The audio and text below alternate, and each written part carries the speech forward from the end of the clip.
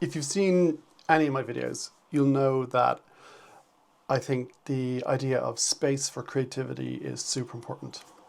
Whether that's space in your calendar, whether that's headspace, whether that's getting away from your phone and social media for a while, there's lots of ways we can create space. But today in this video, I really want to talk about the idea of sanctuary and that idea of a real carved out space.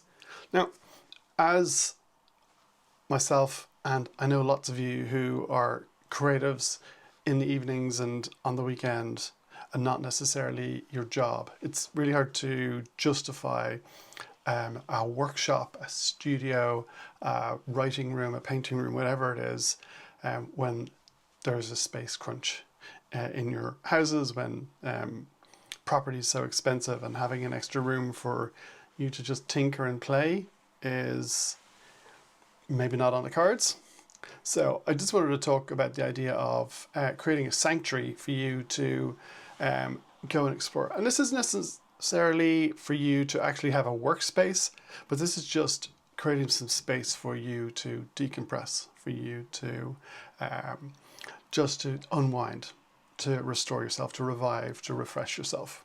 We're constantly struggling against flight, fight, or freeze. You know, we're constantly triggered by the news or social media, or kept on the hook for that dopamine merry-go-round, and that is doom scrolling and social media. It's really hard to find anywhere to have space for your creativity.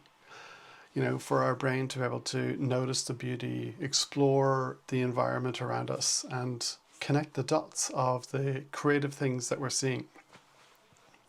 And I just want to argue for some space in your day, a little sanctuary away from the busyness, the demands, the adulting, for you to start to put these things in place. It's a time to kind of weave those loose threads of your artistic exploration, to release the thoughts in your head, that overthinking, you know, and it's time to like clear the decks and to be ready to move forward into something different. Now, this isn't actually about making art. This is about creating an environment where you're ready to make art. Okay, and what I'm talking about, for me, it's early mornings with a cup of coffee on the couch with the dogs before the day begins, when the house is still quiet, when there isn't cars driving up and down the street like there are right now, before the bin men have come or the postman's out. And that's just the time that happens to work for me. I love that quiet space before things happen.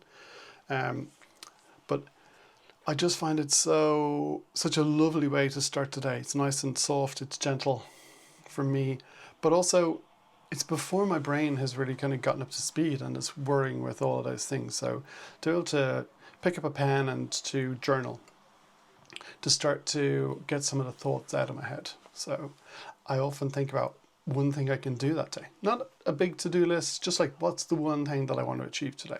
And for example, this morning, I sat down with my journal and I wrote down that I wanted to write this video about sanctuary and about space.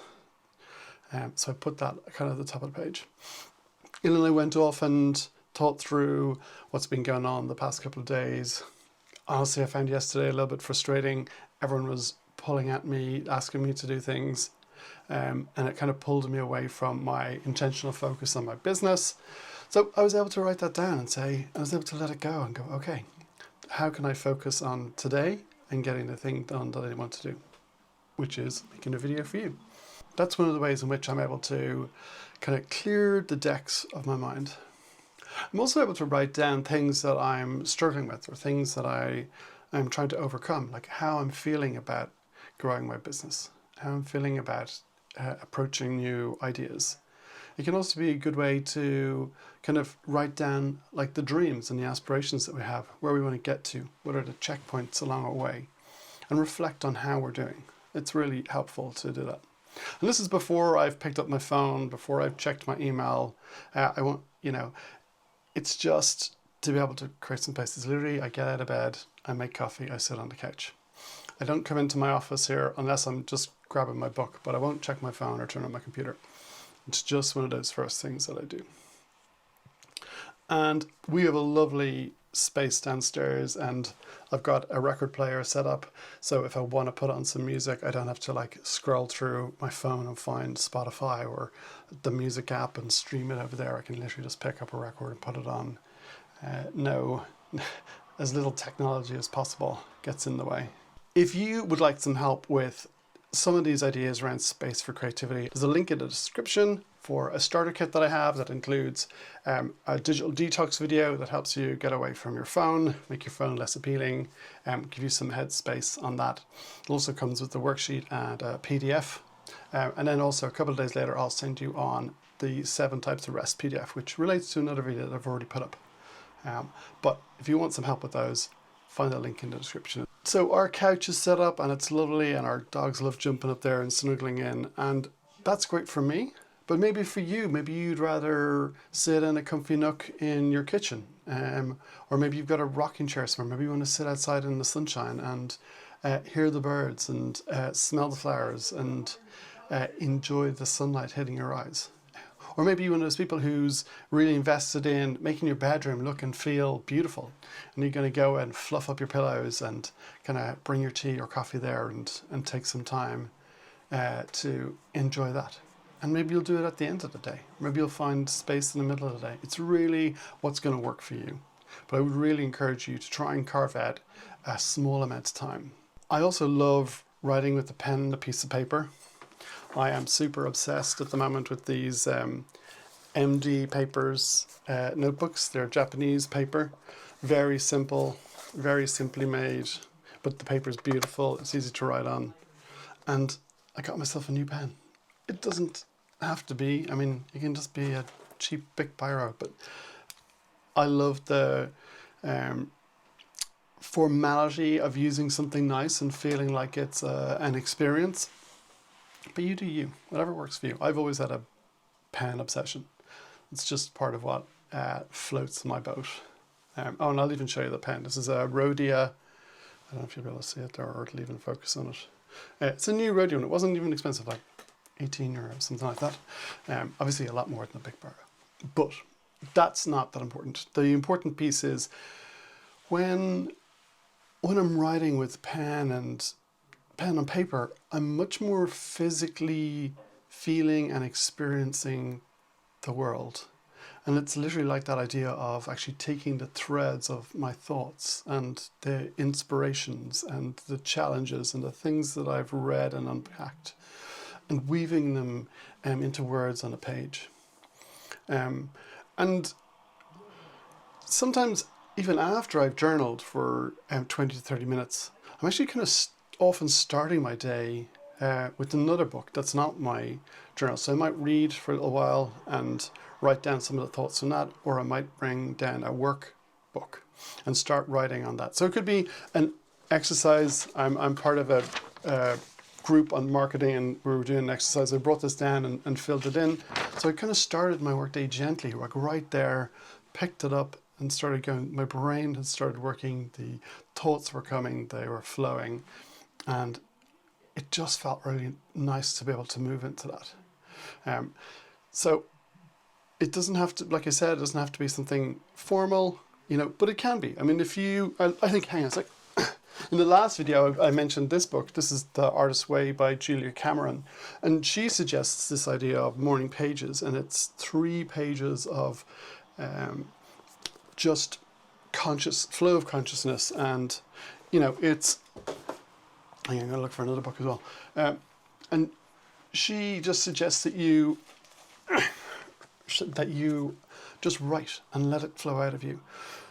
And it's a way to kind of reset your day, reset your thinking, and let this flow. And then you know what? You've started your day doing something creative. Now, you can do that if you want to. I did that years ago and found it really helpful. And it's kind of why I started to enjoy the space in the morning. But I now do my own thing. It's just journaling my thoughts and feelings. It's not that conscious thing. But then if you want to keep going down this route, and you don't have to. This is just ideas that people have put out there. But Stephen Pressfield in The War of Art, he talks about overcoming resistance And the difference between an amateur and a pro is a pro sits down and does it. And in his case, at 9 a.m. every morning, he sits down and he starts typing. And he types for 4 or 5 hours. And that's how he writes. For him, that's much more of actually getting into the work. And all I'm suggesting is to find some space. And I do this Monday to Friday.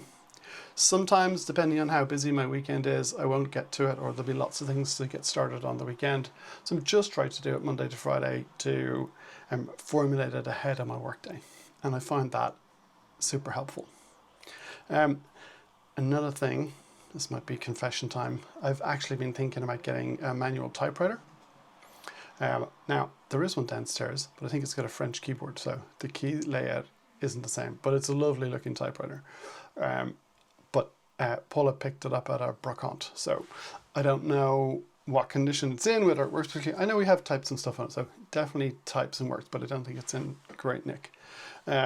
So I've definitely been thinking about getting a typewriter and starting to do, but that'll be much more work. That wouldn't be this sanctuary piece. And I think another thing that's really helpful around sanctuary is tidy up your space.